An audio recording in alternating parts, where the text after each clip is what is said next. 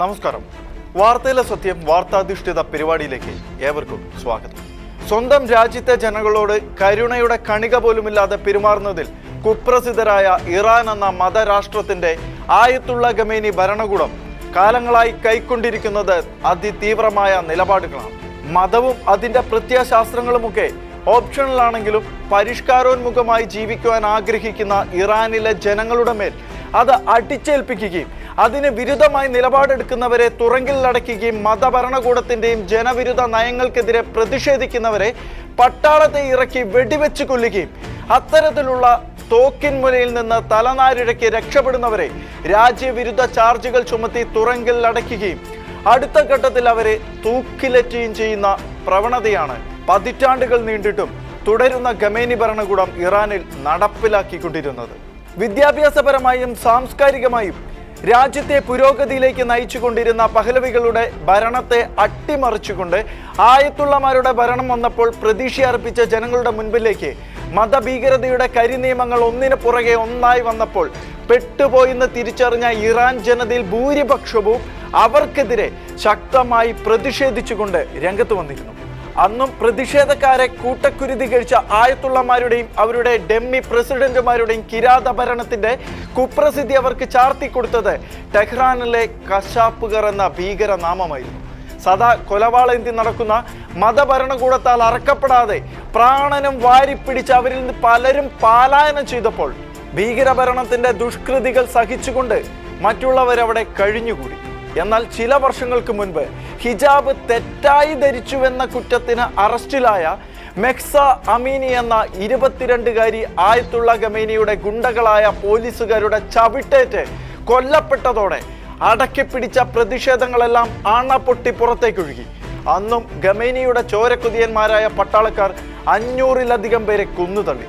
കിരാതമായ ആ നരവേട്ടയ്ക്ക് ശേഷം ഇറാൻ കണ്ട ഏറ്റവും വലിയ ആഭ്യന്തര പ്രക്ഷോഭമാണ് ഇപ്പോൾ ഇറാനിൽ നടന്നുകൊണ്ടിരിക്കുന്നത്.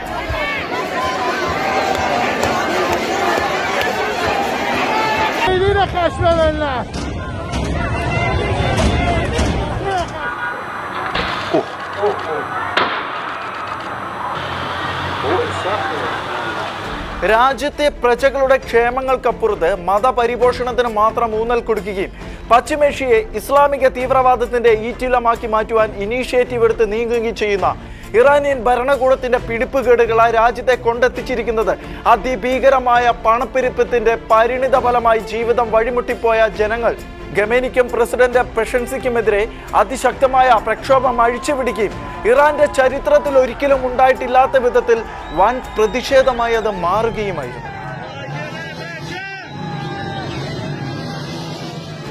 പ്രക്ഷോഭത്തെ അടിച്ചമർത്താൻ രംഗത്തിറങ്ങിയ ഖമേനിയുടെ പട്ടാളം അവരിൽ ആയിരക്കണക്കിന് ആളുകളെയാണ് കൊന്നുതള്ളിയത്.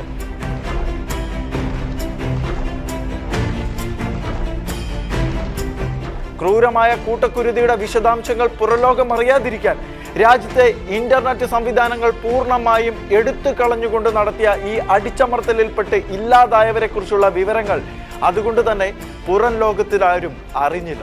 എന്നാൽ ഇറാനിലെ പ്രതിപക്ഷ മാധ്യമങ്ങൾ അവധാനതയോടെ അന്വേഷിച്ചെടുത്ത ആ വിവരങ്ങൾ ആരെയും നടുക്കി കളയാൻ പോകുന്ന വിധത്തിൽ 12,000 പേർ കൊല്ലപ്പെട്ടു എന്നതായിരുന്നു.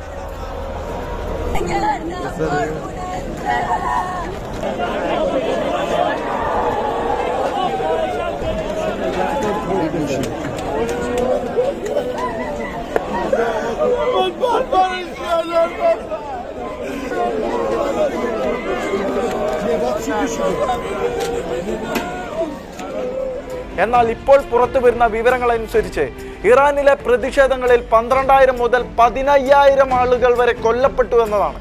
മരണം 15,900 എന്നാണ് ഒടുവിലത്തെ റിപ്പോർട്ടുകൾ സൂചിപ്പിക്കുന്നത്. ജനുവരി 7-ന് ആരംഭിച്ച ഏതാണ്ട് പൂർണ്ണമായ ഇന്റർനെറ്റ് വിച്ഛേദത്തിന് ശേഷം ഇറാൻ ആശയവിനിമയം ഭാഗികമായി പുനഃസ്ഥാപിച്ചു എന്നാണ് ഇപ്പോൾ പുറത്തു വരുന്ന വിവരങ്ങൾ. അത് സർക്കാർ വിരുദ്ധ പ്രതിഷേധങ്ങൾക്കെതിരായ അക്രമാസക്തമായ അടിച്ചമർത്തലിനും കൂട്ടക്കുരുതിക്കും ശേഷം വിദേശത്തുള്ള ഇറാനികൾക്ക് അവരുടെ കുടുംബങ്ങളുമായി ഹ്രസ്വമായി ബന്ധപ്പെടുവാനുള്ള സാഹചര്യങ്ങൾ ലഭ്യമായി തുടങ്ങിയതേയുള്ളൂ. ഏതായാലും ഖമേനി ഭരണകൂടത്തിന് അങ്ങേയറ്റം നിർണായകമായ ഈ പ്രക്ഷോഭത്തെ തുടർന്ന് ഇറാനിൽ വീണ് മരിച്ച 10,000-കണക്കിന് ആളുകളുടെ ദുര്യോഗത്തിനെ കുറിച്ച് മൗനം അവലംബിക്കുകയല്ലാതെ ലോകത്തെ ഒരു ഇടത് ഇസ്ലാമിക വക്താക്കളും ഒരു വാക്കുപോലും ഇതേക്കുറിച്ച് സംസാരിക്കുന്നില്ല എന്നതാണ് സത്യം. എന്നാൽ സാധാരണ അങ്ങനെ ആയിരുന്നില്ല. ലോകത്തെവിടെയെങ്കിലും ഇസ്ലാമിക തീവ്രവാദികൾ ചാവേറായി കൊല്ലപ്പെട്ടാൽ അതിൽ പോലും മനുഷ്യാവകാശത്തിന്റെ അനന്തമായ സാധ്യതകളെ തുറന്ന് കണ്ടുപിടിച്ചുകൊണ്ട് കോറസായി ശബ്ദമുയർത്തുന്നവരാരും ഇറാനിലെ നിരപരാധികളുടെ കൂട്ടക്കുരുതിയെക്കുറിച്ച് ഒരു വാക്കുപോലും ഉരിയാടുന്നില്ല. ഇരവാദ കോലാഹലങ്ങളില്ല, ഇസ്ലാമോഫോബിയാണെന്ന ബഹളങ്ങളില്ല, അൽ ജസീറ ചാനലിന്റെ കള്ളക്കണക്കുകളോ ഗ്രാഫിക് ഡിസൈനർമാരെ ഇരുത്തിക്കൊണ്ടുള്ള ഫോട്ടോഷോപ്പ് ഗിമ്മിക്കുകളുമില്ല. തീവ്രവാദികൾക്ക് പിന്തുണയർപ്പിക്കുന്ന കേരളത്തിലെ ഭീകര മാനസന്മാരുടെ ഹാഷ്ടാഗ് പേജുകളോ ചർച്ചകളോ പോസ്റ്റുകളോ ഇല്ല. ആഗോള പൊളിറ്റിക്കൽ ഇസ്ലാമിന്റെ വക്താക്കളും അങ്ങേയറ്റം ദുരൂഹമായ മൗനത്തിലേക്ക് ആണ്ടുപോയിരിക്കുകയാണ്. ഖമേനി എന്ന ക്രൂരനായ ഭരണാധികാരിയുടെ കലിപ്പിളക്കത്തിൽപ്പെട്ട് പൊലിഞ്ഞുപോയ ഇറാനിലെ 10,000 മനുഷ്യരല്ലേ നല്ല ആഹാരം കഴിച്ച് നന്നായി ജീവിക്കാനുള്ള അവരുടെ അവകാശത്തെ പിടിപ്പുകേട് മൂലം ഇറാനിയൻ ഭരണകൂടം അട്ടിമറിച്ച് കളഞ്ഞതിലാണ് അവർക്ക് പ്രതിഷേധിക്കാനായി ഇറങ്ങേണ്ടി വന്നതുപോലും. അതിനാണവർ വെടിയേറ്റു വീണത്. എന്നാൽ അതിൻ്റെ മനുഷ്യാവകാശ സാധ്യതകൾ ഒരിടത്തും ചർച്ചയാകാത്തത് അമ്പരപ്പുളവാക്കുന്ന കാര്യമാണെങ്കിൽ പോലും പൊളിറ്റിക്കൽ ഇസ്ലാമിൻ്റെ തനത് ഗുണങ്ങളെ മനസ്സിലാക്കിയിട്ടുള്ളവർക്ക് അതിൽ അമ്പരപ്പും അത്ഭുതവും ഒന്നും തോന്നുകയില്ല എന്നതാണ് കാരണം. ആര് ചാകുന്നു എന്നതിനപ്പുറത്ത് ആര് കൊല്ലുന്നു എന്ന മാനദണ്ഡത്തിലാണ് ഇരവാദവും കരച്ചിലും കൂട്ടമായ പരിവേദനകളുമെല്ലാം അണപൊട്ടി പുറത്തേക്കൊഴുകുന്നത്. ഇസ്രായേൽ ഹമാസ് തീവ്രവാദികളെ തീർത്തുകൊണ്ടിരുന്ന കാലത്ത് ലോകമാധ്യമങ്ങളിൽ നിറഞ്ഞു നിന്നിരുന്നത് ഇസ്ലാമോഫോബിയയുടെയും ഇരവാദ കരച്ചിലിന്റെയും തരംഗമായിരുന്നു. ഖത്തറിന്റെ ഉടമസ്ഥതയിലുള്ള അൽ ജസീറ ടെലിവിഷൻ ആകട്ടെ ഇസ്രായേൽ അക്രമത്തിൽ മരിച്ച ഗാസക്കാരുടെ എണ്ണം ക്രമാതീതമായി പെരുപ്പിച്ചു കാട്ടുകയും ഇസ്രായേൽ അക്രമത്തിന്റെ അങ്ങേയറ്റം ശോചനീയമെന്ന് തോന്നുന്ന ചിത്രങ്ങൾ ക്രിയേറ്റ് ചെയ്ത് പ്രചരിപ്പിക്കുകയും കൂടാതെ അവരുടെ പ്രസ് മീറ്റുകൾ മിക്കതും ഹമാസ് തീവ്രവാദികളുടെ നിർദ്ദേശമനുസരിച്ച് തന്നെയായിരുന്നു എന്ന റിപ്പോർട്ടുകൾ പിന്നീട് പുറത്തു വരികയും ചെയ്തിരുന്നു. ഈ ഭൂമിയിൽ ജനിച്ചു വീണവർക്കൊക്കെ ഇവിടെ ജീവിക്കുവാനും സ്വാഭാവികമായി മാത്രം മരിക്കുവാനും അവകാശമുണ്ട്. അത് നിഷേധിക്കുവാൻ അഥവാ സമയത്ത് മുൻപ് അവരുടെ ജീവൻ എടുക്കുവാൻ ആർക്കും അവകാശമില്ല. അതുകൊണ്ട് തന്നെ കൊല്ലുന്നത് ഇസ്രായേൽ ആയാലും ഇസ്ലാമിക തീവ്രവാദികളായാലും കൊലപാതകത്തെ ന്യായീകരിക്കാൻ സാമാന്യ മര്യാദയുള്ള ആർക്കും കഴിയുകയില്ല. എന്നാൽ തിരിച്ചടി എന്ന അനിവാര്യതയുടെ നിർബന്ധത്തിൽപ്പെട്ട് ഇസ്രായേൽ ഗാസയിൽ യുദ്ധം ചെയ്യുമ്പോൾ അവിടെ ഹമാസ് തീവ്രവാദികളല്ലാത്തവർ മരിക്കുന്നുമുണ്ട്. അതിന് പരിപൂർണമായ ഉത്തരവാദികൾ ഹമാസ് തീവ്രവാദികൾ മാത്രമാണ്. അതിന് പല കാരണങ്ങളുമുണ്ട്. കാലങ്ങളായി ഗാസ മുനമ്പിൽ തുടരുന്നതാണ് ഇസ്രായേൽ ഹമാസ് സംഘർഷങ്ങൾ. കൃത്യമായ ഇടവേളകളിൽ ഇസ്രായേലിന്റെ നേരെ മെക്കിട്ട് കയറിക്കൊണ്ട് ഹമാസ് തിരിച്ചടികൾ ഇരന്നു വാങ്ങുകയാണ് പതിവെന്ന് ഗാസയിലേക്ക് സസൂക്ഷ്മം നോക്കുന്ന ഏവർക്കും നന്നായിട്ടറിയാം. എന്നാൽ ഹമാസിനെ ആക്രമിക്കുമ്പോഴൊക്കെ ഇസ്രായേൽ ഗാസൻ നിവാസികൾക്ക് മുന്നറിയിപ്പും ഒഴിഞ്ഞു മാറാനുള്ള സമയം നൽകിയിരുന്നു എന്നത് ആർക്കും നിഷേധിക്കാനാകാത്ത സത്യമാണ്.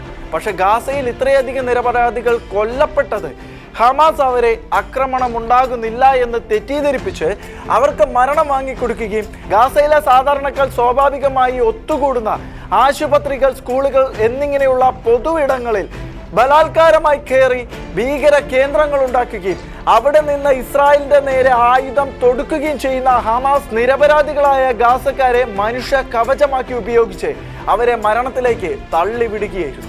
ബാക്കിയുള്ള മരണങ്ങളുടെ കണക്കെല്ലാം ഹമാസ് തീവ്രവാദികളുടെ മുൻപിൽ ഏറാൻ മൂളികളായി നിന്ന അൽ ജസീറ ടെലിവിഷൻ കയ്യിൽ നിന്നിട്ട് പെരുപ്പിച്ച് കാണിച്ചതായിരുന്നു.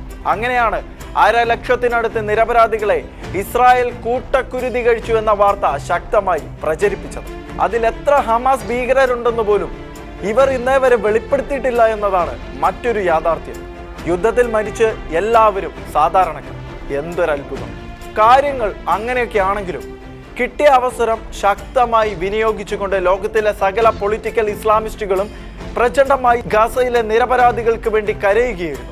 ഹാഷ്ടാഗുകൾ, പോസ്റ്റുകൾ, സേവ് ഗാസ പ്രൊപ്പഗണ്ടകൾ, ചർച്ചകൾ, പേരുവായിക്കൽ, പൊട്ടിക്കരച്ചുകൾ, എന്തിനധികം ഒരു സംസ്ഥാനത്തിന്റെ മുഖ്യമന്ത്രി പോലും പാലസ്തീൻ കഫിയ ചുറ്റിക്കൊണ്ട് ഗാസയോട് താതാത്മ്യപ്പെട്ടുള്ള പ്രഹസനങ്ങളുമായി രംഗത്തിറങ്ങി. മാസങ്ങളോളം മാധ്യമങ്ങളുടെ പ്രൈം ടൈമിനെ കൊഴുപ്പിക്കുന്ന ചർച്ചകൾക്ക് ഗാസ അവലംബമായി.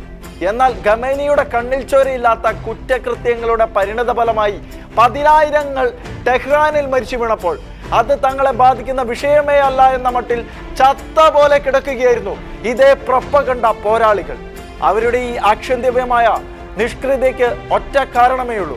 ഇറാനിൽ കൊല്ലപ്പെട്ടത് മുസ്ലിമുകളാണെങ്കിലും കൊന്നത് പശ്ചിമേഷ്യയിലെ ഇസ്ലാമിക തീവ്രവാദികളുടെ ആചാര്യനായ ആയത്തുള്ള അലി ഖമേനിയല്ലേ. അയാളെ കുറ്റപ്പെടുത്തുവാൻ പറ്റുമോ? പശ്ചിമേഷ്യയിലെ ഇസ്ലാമിക രാഷ്ട്രങ്ങളുടെ കാര്യങ്ങൾ തീരുമാനിക്കുന്ന ആലോചന സഭയിൽ പോലും മുൻനിര കൈയാളുന്ന ആ മുല്ലാക്കയെ നിരപരാധികളായ മുസ്ലിമുകളെ കൊന്നെന്ന് പറഞ്ഞ് ഓൺലൈനിൽ ഗൗരവ ചെയ്യുന്നത് തങ്ങൾ കെട്ടിപ്പൊക്കി കൊണ്ടുവന്ന അജണ്ടകളുടെ അപനിർമ്മിതികളിൽ പലതും തങ്ങൾ തന്നെ തകർത്തുവെന്ന തലത്തിലേക്ക് കാര്യങ്ങൾ എത്തിയേക്കാമെന്ന് അവരും ഭയക്കുന്നു. അവിടെ മാത്രമല്ല, ബംഗ്ലാദേശിലെ പട്ടിണി സഹിക്കാൻ വയ്യാതെ കണ്ണിൽ കണ്ട മരബോട്ടിലും മറ്റും കയറി ഇന്തോനേഷ്യയിൽ ചെന്നിറങ്ങിയ റോഹിംഗ്യൻ മുസ്ലിം സമൂഹത്തെ ജക്കാർത്തയിലെ കരയിലൊന്ന് ഇറങ്ങാൻ പോലും സമ്മതിക്കാതെ വന്ന വഴിക്ക് തല്ലിയോടിക്കുന്ന ഇന്തോനേഷ്യയുടെ ക്രൂരതയുടെ ചിത്രവും നടുക്കടലിൽ പെട്ടുപോയതുപോലെ പൊട്ടിക്കരയുന്ന റോഹിംഗ്യക്കാരുടെ ചിത്രവും നാം കണ്ടിട്ടുണ്ട്. മരബോട്ട് തകർന്ന മെഡിറ്ററേനിയൻ കടലിന്റെ ആഴങ്ങളിലേക്ക് ആണ്ടുപോയ ഇസ്ലാമിക കുടിയേറ്റക്കാർക്ക് വേണ്ടി ഇന്തോനേഷ്യയെ കുറ്റപ്പെടുത്തിക്കൊണ്ട് ചാർത്തി ഇറക്കുവാനോ കൊല്ലപ്പെട്ട നിരപരാധികൾക്ക് വേണ്ടി ഒരു പോസ്റ്റ് ഇറക്കുവാനോ ഈ സോഷ്യൽ മീഡിയ സപ്പോർട്ടേഴ്സിനെയോ ഒരിടത്തും കണ്ടില്ല എന്നതാണ് യാഥാർത്ഥ്യം. എന്നാൽ തുർക്കി പ്രസിഡന്റ് തയ്യിബ് എർദോഗാൻ ഭരണകൂടം നിയമപരമായി കുടിയേറ്റ സാധ്യതകൾ അടച്ചു കളഞ്ഞതിന്റെ ഒറ്റ കാരണം മൂലം യൂറോപ്പിലേക്ക് അനധികൃത കുടിയേറ്റത്തിന് ശ്രമിക്കുന്നതിനിടെ ബോട്ട് തകർന്ന് കൊല്ലപ്പെട്ട ഐലാൻ കുർദി എന്ന ബാലന്റെ ചിത്രം വെച്ച് പൊളിറ്റിക്കൽ ഇസ്ലാം യൂറോപ്പ് കീഴടക്കിയതിന്റെ പിന്നിലെ കൃത്യമായ അജണ്ടകൾ കാണുമ്പോൾ സാമാന്യ വിവരമുള്ള ഏവർക്കും മനസ്സിലാകുന്ന ഒരു സത്യമുണ്ട്. കൊല്ലുന്നതും ചാകുന്നതും മുസ്ലിമുകളാണെങ്കിൽ അവിടെ മനുഷ്യാവകാശങ്ങളുടെ വായാട്ടങ്ങൾക്കൊരു പ്രസക്തിയും ഇല്ലാതാവുകയാണ്. ചത്തതുപോലെ കിടക്കും. അത്രയേ ഉള്ളൂ ഇവിടുത്തെ രാഷ്ട്രീയക്കാരുടെ പോലും നീതിബോധവും മനുഷ്യത്വവും. ഇതിന് മറ്റു ചില വശങ്ങൾ കൂടിയുണ്ട്. അതാണ് നൈജീരിയ അടക്കമുള്ള ഇസ്ലാമിക രാഷ്ട്രങ്ങളിൽ കാണുന്നത്. അവിടെ ഇസ്ലാമിക തീവ്രവാദികളുടെ കലിപ്പിളക്കത്തിൽപ്പെട്ട് ദിവസേന ശകലിക്കപ്പെടുന്നത് അവിടുത്തെ നിരപരാധികളായ ക്രൈസ്തവരാണ്. ആയുധമെടുത്ത് ക്രൈസ്തവരുടെ കണത്തിലേക്ക് ആഞ്ഞു വെട്ടുന്ന ഇസ്ലാമിക തീവ്രവാദിയോട് അതിന്റെ കാരണം ചോദിച്ചാൽ അവൻ ആത്മാർത്ഥമായി കൈമലർത്തും. കാരണം ക്രൈസ്തവരെ കൂട്ടക്കുരുതി കഴിക്കുക എന്നതിനപ്പുറത്ത് മരണകരമായ ശിക്ഷ ഏറ്റുവാങ്ങുവാൻ തക്ക ഒരു തെറ്റും അവർ ചെയ്തിട്ടില്ല എന്ന് എല്ലാവർക്കും അറിയാം. കഴിഞ്ഞ 10 വർഷത്തിലെ കണക്കെടുത്തു നോക്കിയാൽ ലക്ഷക്കണക്കിന് നിരപരാധികളായ ക്രൈസ്തവരാണ് നൈജീരിയയിൽ കൊല്ലപ്പെട്ടത്. ഗാസയിലെ നിരപരാധികൾക്ക് വേണ്ടി ശബ്ദമുയർത്തുന്ന ഇടതനോ വലതനോ സോഷ്യൽ മീഡിയ നേതാക്കന്മാരോ ആരും നൈജീരിയയിൽ കൊല്ലപ്പെട്ടവർക്ക് വേണ്ടി ശബ്ദിച്ചു കേട്ടില്ല. കാരണം അവിടുത്തെ ഇരകൾ ക്രൈസ്തവരാണ്, വേട്ടക്കാർ ഇസ്ലാമിക തീവ്രവാദികൾ. അതുകൊണ്ട് തന്നെ നൈസർഗികമായ മാനുഷികതയുടെ പേരിൽ പോലും ക്രൈസ്തവർക്ക് വേണ്ടി ഓൺലൈനിലെങ്കിലും ഒരു റീത്ത് സമർപ്പിച്ചാൽ വോട്ട് ബാങ്കുകൾ കോപിക്കുമെന്നും നിലനിൽപ്പ് അവതാളത്തിലാകുമെന്നും അവർ ഉറച്ചു വിശ്വസിക്കുകയാണ്. അതുകൊണ്ട് മനുഷ്യത്വം അവിടെ നിൽക്കട്ടെ. മരണത്തിൽ പോലും അധികാര കൊതിയന്മാരുടെ അജണ്ടകൾ ശക്തമായി വെളിപ്പെട്ട് വരിക തന്നെയാണ് ചെയ്യുന്നത്. അതാണ് ചിലയിടത്തെ ആക്രോശവും മറ്റു ചിലയിടത്തെ നിഷ്ക്രിയതയും. അതിപ്പോൾ നൈജീരിയയിൽ മാത്രമല്ല, ഒട്ടുമിക്ക ആഫ്രിക്കൻ രാജ്യങ്ങളിലേക്കും വ്യാപിപ്പിച്ചിരിക്കുകയാണ്. ഇതിന് മറ്റൊരു വേർഷൻ കൂടിയുണ്ട്. അതായത് കൊല്ലുന്നതും ചാകുന്നതും ഹൈന്ദവരും ക്രൈസ്തവരുമാണെങ്കിലും കുത്തിത്തിരിപ്പിന്റെ അനന്തമായ സാധ്യതകൾ മുന്നിൽ കണ്ടുകൊണ്ട് അടങ്ങാത്ത ആവേശത്തോടെ അവർ രംഗത്തിറങ്ങും. അവർ സ്വാഭാവിക എതിരാളികളായി കാണുന്നവർ മൂലമാണ് ആക്രമണമെങ്കിൽ മുഴുവൻ കവറേജും അണിയിച്ചുകൊണ്ട് ഇവർ ഇരവാദമുയർത്തും. എന്താണ് കാര്യമെന്ന് ചോദിച്ചാൽ ഒറ്റ ഉത്തരമേ ഉള്ളൂ: കുത്തിത്തിരിപ്പ്, വെറും കുത്തിത്തിരിപ്പ്. കലക്കവെള്ളത്തിൽ മീൻ പിടിക്കുവാനുള്ള അടങ്ങാത്ത വ്യഗ്രത അത് തന്നെയാണ്. 12,000-ഓ 15,000-ഓ ഇറാനിൽ കൂട്ടക്കുരുതി കഴിക്കപ്പെട്ട നിരപരാധികൾ എത്രയായാലും ഖമേനി അവിടെ നേതാവായി തുടരുന്നത്രത്തോളം കാലം ആ സംഖ്യ കൂടുകയും തെല്ലും കുറയാൻ പോകുന്നില്ല എന്നതാണ് സത്യം. ഇറാനിൽ ശകലിക്കപ്പെട്ട പോരാളികൾക്ക് ആദരാഞ്ജലി. അമേരിക്കയിൽ ട്രംപ് യുഗത്തിന്റെ 2ാം ഘട്ടം 1 വർഷം പിന്നിട്ടിരിക്കുകയാണ്. ലോകരാഷ്ട്രങ്ങളിലെല്ലാം അമേരിക്കയുടെ ശക്തമായ സ്വാധീനമുള്ളതിനാൽ അമേരിക്കയിൽ ഉളവാകുന്ന മാറ്റങ്ങളും അതേ അളവിൽ തന്നെ ലോകം ശ്രദ്ധിക്കാറുണ്ട്. അതിൽപ്പെട്ട ഒന്നായിരുന്നു അമേരിക്കയിലെ ഭരണമാറ്റം. 2024 പകുതിയായപ്പോൾ തന്നെ അമേരിക്കൻ തെരഞ്ഞെടുപ്പിന്റെ അലയൊലികൾ അന്തരീക്ഷത്തിൽ ഉയരുകയും ബൈഡനെ നേരിടാൻ ട്രംപ് രംഗത്തിറങ്ങുമെന്നും ഉറപ്പായതോടെ വലിയ ഹൈപ്പിലേക്ക് കാര്യങ്ങൾ ചെന്നെത്തുകയായിരുന്നു. എന്നാൽ ട്രംപും ബൈഡനും തമ്മിൽ മാധ്യമങ്ങൾക്ക് മുന്നിൽ വെച്ച് ആദ്യമായി കൊമ്പ് കോർത്തപ്പോൾ തന്നെ ജനങ്ങൾക്ക് ബോധ്യമായിരുന്നു ബൈഡനെ കൊണ്ട് കൂട്ടിയാൽ കൂടില്ല എന്ന്. ഏതായാലും ബൈഡൻ മാറി കമല ഹാരിസ് വരികയും പ്രചരണ രംഗം ശക്തമാക്കുകയും മാധ്യമങ്ങളുടെയും സംഘടനകളുടെയും ശക്തമായ പിന്തുണയോടെ കമല ഹാരിസ് മുന്നോട്ട് പോയപ്പോൾ യാഥാസ്ഥിതികരായ അമേരിക്കക്കാരും ചുരുക്കം ചില മാധ്യമങ്ങളും മാത്രമായിരുന്നു ട്രംപിനൊപ്പം ഉറച്ചു നിന്നത്. തെരഞ്ഞെടുപ്പ് ബാഹ്യതലങ്ങളിലേക്ക് പ്രഥമ ദൃഷ്ട്യാ നോക്കിയവർക്കൊക്കെ കമലയുടെ വിജയം ഉറപ്പാണെന്ന് തോന്നിയെങ്കിലും ട്രംപിന്റെ പിന്തുണ ശക്തമാണെന്ന് ഡെമോക്രാറ്റുകൾക്ക് അവരെ പിന്തുണച്ചിരുന്ന ഡീപ് സ്റ്റേറ്റുകൾക്കും വ്യക്തമായിരുന്നു. അതുകൊണ്ട് തന്നെയാണ് ട്രംപിനെ ഇല്ലാതാക്കാൻ പോലുമുള്ള ശക്തമായ ശ്രമങ്ങൾ നടന്നത്. എന്നാൽ എല്ലാത്തരം നീക്കങ്ങളെയും ശക്തമായി തട്ടിത്തെറിപ്പിച്ച് ട്രംപ് അമേരിക്കയുടെ നന്മ ആഗ്രഹിക്കുന്ന മനുഷ്യരുടെ പ്രാർത്ഥനയ്ക്കുള്ള ദൈവത്തിന്റെ മറുപടി എന്ന വണ്ണം വമ്പിച്ച ഭൂരിപക്ഷമുള്ള വിജയം നേടി.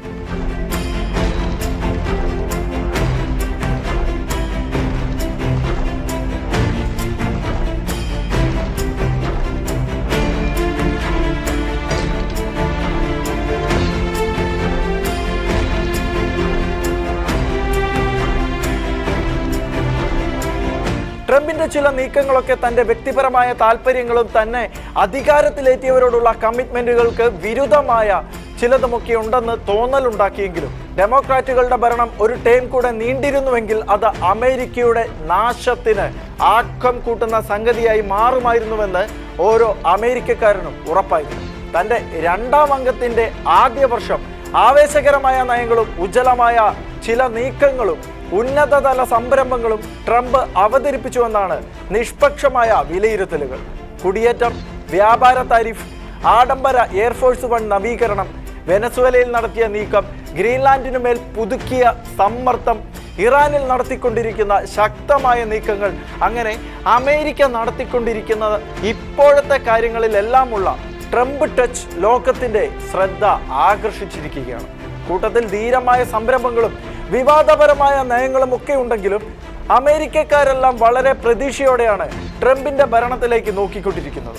അമേരിക്കക്കാരെ മാത്രമല്ല, പാശ്ചാത്യ ക്രൈസ്തവ രാഷ്ട്രങ്ങളെയെല്ലാം അർബുദം പോലെ ബാധിച്ചിരിക്കുന്ന ഒരു പ്രതിസന്ധിയാണ് നിഗൂഢമായ പദ്ധതികളുമായി അങ്ങോട്ടെത്തുന്ന അനധികൃത കുടിയേറ്റക്കാർ. സത്യപ്രതിജ്ഞ ചെയ്ത വേദിയിൽ വെച്ച് തന്നെ അനധികൃത കുടിയേറ്റക്കാരെയെല്ലാം നാട് കടത്തുമെന്ന് പ്രഖ്യാപിച്ചുകൊണ്ട് ട്രംപ് നടത്തിയ മാസ് ഡീപ്പോർട്ടേഷനെ ലോകം മുഴുവൻ നടുക്കത്തോടെയായിരുന്നു കണ്ടത്. അമേരിക്കയിൽ അലഞ്ഞു തിരിഞ്ഞു നടന്ന അന്യരാജ്യക്കാരെയെല്ലാം കയ്യാമം വെച്ച് നാട് കടത്തുമ്പോൾ അന്താരാഷ്ട്ര ഡിപ്ലോമസിയൊന്നും ട്രംപ് പരിഗണിച്ചതേയില്ല. എന്നാൽ ഇസ്ലാമിക തീവ്രവാദത്തിന് കുഴലൂത്ത് നടത്തുന്ന ഇസ്ലാമിക രാഷ്ട്രങ്ങളോട് ട്രംപ് കാട്ടിയ ചില മൃദു സമീപനങ്ങൾ യാഥാസ്ഥിതിക അമേരിക്കക്കാർക്ക് പോലും തെല്ല് അസ്വസ്ഥത ഉളവാക്കിയിരുന്നു എന്ന കാര്യം ആർക്കും നിഷേധിക്കാനും കഴിയില്ല. ഖത്തറിന്റെ സമാനമായ ആഡംബര ബോയിങ് 747 വിമാനം സ്വീകരിച്ച് എയർഫോഴ്സ് 1 ആക്കി മാറ്റുമെന്ന് ട്രംപ് പറഞ്ഞിരുന്നെങ്കിലും ആ നടപടികൾ എങ്ങും എത്തിയില്ല എന്നതാണ് സത്യം. അമേരിക്ക ഒരു ക്രൈസ്തവ രാഷ്ട്രമായതിനാൽ യേശുക്രിസ്തുവിലും പരിശുദ്ധ ബൈബിളിലും ആധാരമാക്കപ്പെട്ട ഒരു പൂർവീകരണ പരിവർത്തനം ട്രംപിന് കൊണ്ടുവരാനായെന്ന കാര്യം എടുത്തു പറയേണ്ടത് തന്നെയാണ്. അക്കൂട്ടത്തിൽ സ്വവർഗ വിവാഹവും ഭ്രൂണഹത്യകളും അവിഹിതമായ വ്യവഹാരങ്ങളുമെല്ലാം വല്ലാതെ പെരുകിക്കൊണ്ടിരുന്ന കാലഘട്ടത്തിന്റെ ഭീകരമായ സാഹചര്യങ്ങൾ പൂർണ്ണമായും മാറ്റം വരുത്തിക്കൊണ്ട് പരിശുദ്ധ ബൈബിൾ അധിഷ്ഠിതമായ നീക്കങ്ങൾക്ക് വീണ്ടും കളമൊരുക്കിയത് ട്രംപിന്റെ നേട്ടമായി തന്നെയാണ് വിലയിരുത്തപ്പെടുന്നത്. അമേരിക്ക ഫസ്റ്റ് എന്ന ആപ്തവാക്യം മുൻനിർത്തിക്കൊണ്ട് ട്രംപ് നടത്തിയ നീക്കങ്ങളൊക്കെ അമേരിക്കയ്ക്ക് ഹിതകരമായപ്പോൾ അതിനു പുറത്ത് പലതരം മുറുമുറുപ്പുകൾക്കും കാരണമായിട്ടുണ്ട്. എന്നാൽ അവിടെയൊന്നും ട്രംപ് ഡിപ്ലോമാറ്റിക് മന്നറുകൾ പരിഗണിച്ചിരുന്നോ എന്ന കാര്യം സംശയകരമാണെന്ന് പറയാതെ തരമില്ല.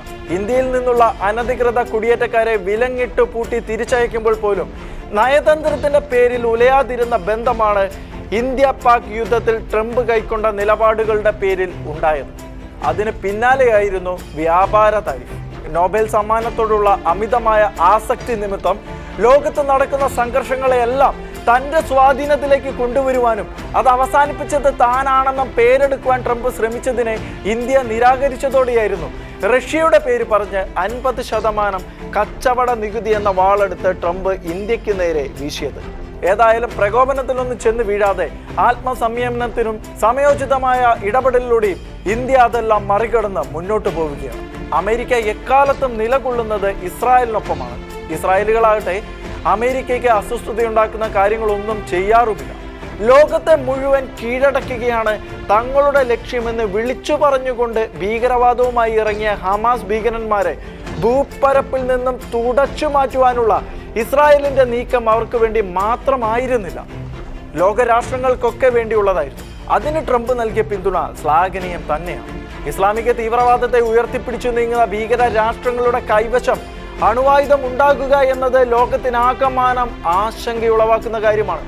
അതുകൊണ്ട് തന്നെ പശ്ചിമേഷ്യയെ ഇസ്ലാമിക ഭീകരതയുടെ ഹബ്ബാക്കി മാറ്റുവാൻ ഇനിഷ്യേറ്റീവ് എടുത്തിറങ്ങിയ ഇറാന്റെ ആണവ കേന്ദ്രങ്ങളെ തകർത്ത് തരിപ്പണമാക്കുവാനും അവരുടെ ആണവ ശാസ്ത്രജ്ഞന്മാരെ ഇല്ലാതാക്കുവാനും ട്രംപ് ശക്തമായ നീക്കങ്ങൾ തന്നെയാണ് നടത്തിയത്. ആഗോള നാർക്കോട്ടിക് ഭീകരതയ്ക്ക് നേതൃത്വം കൊടുത്തുകൊണ്ട് അമേരിക്കയെ പോലും സമ്മർദ്ദത്തിലാഴ്ത്തിക്കൊണ്ട് നീങ്ങിയ വെനസ്വേലൻ പ്രസിഡന്റ് നിക്കോളാസ് മഡൂറോയെ US സൈന്യം നീക്കം ചെയ്തത് നാർക്കോട്ടിക് ഭീകരന്മാർക്കൊഴികെ ലോകത്തിലെ സമാധാനകാംക്ഷികളായ ആളുകൾക്കെല്ലാം തന്നെ ഇഷ്ടപ്പെട്ട കാര്യം തന്നെയായിരുന്നു. അവിടെ മഡൂറോയുടെ കിരാത ഭരണത്തിന്റെ ദുഷ്യങ്ങൾ അനുഭവിച്ചുകൊണ്ട് ജനാധിപത്യത്തിന്റെ വെളിച്ചം കാത്ത് ഇരുട്ടിൽ കഴിഞ്ഞവർക്കെല്ലാം ട്രംപ് നൽകിയത് വലിയ പ്രതീക്ഷയാണ്. ഇപ്പോൾ ഇറാനിലെ ജനങ്ങളും അതേ വെളിച്ചം ആഗ്രഹിച്ച് ട്രംപിനെ നോക്കുകയാണ്. വെനസ്വേലയ്ക്കൊപ്പം US ക്യൂബ ബന്ധം പുനർനിർമ്മിക്കുവാനായി എടുത്ത ട്രംപ് നടത്തിയ നീക്കങ്ങളും മെക്സിക്കോ, പനാമ, ഗാസ എന്നിവിടങ്ങളിൽ വിശാലമായ ഇടപെടലുകൾ നിർദ്ദേശിച്ചതും എടുത്തു പറയേണ്ടത് തന്നെയാണ്. ആഗോള ക്രൈസ്തവ സമൂഹത്തിന് ട്രംപിന്റെ ഭരണം വളരെ ആശ്വാസം തന്നെയായിരുന്നു. അതിലെടുത്തു പറയേണ്ട ഒന്ന് നൈജീരിയയിലെ ക്രൈസ്തവരുടെ കാര്യമാണ്. കാലങ്ങളായി ഇസ്ലാമിക തീവ്രവാദികളാൽ ക്രൂരമായി കൊല്ലപ്പെട്ടുകൊണ്ടിരുന്ന നൈജീരിയൻ ക്രൈസ്തവരുടെ രോദനങ്ങളെ ഐക്യരാഷ്ട്രസഭ പോലും കണ്ടില്ല എന്ന് നടിച്ചപ്പോൾ അതിൽ കൃത്യമായ ഇടപെടൽ ട്രംപിന്റെ ഭാഗത്തു നിന്ന് തന്നെയായിരുന്നു.